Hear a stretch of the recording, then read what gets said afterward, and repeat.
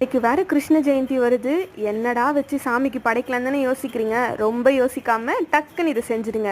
ஒரு ஸ்பூன் சோம்பு, 6 பல் வெள்ளைப்பூண்டு, 6 வரமிளகா, இது எல்லாத்தையும் ஒரு 10 நிமிஷம் சுடு தண்ணியில் சேர்த்து நல்லா ஊற வச்சு மிக்சியில் சேர்த்து நல்லா மையா அரைச்சிக்கலாம்.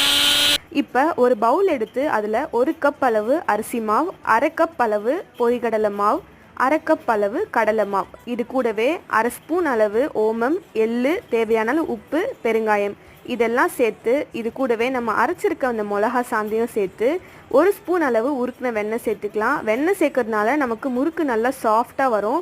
கொஞ்சம் கொஞ்சமாக தண்ணி சேர்த்து கோதுமை மாவை விட நம்ம லைட்டாக இலக்கமாக பிசைஞ்சிக்கலாம்.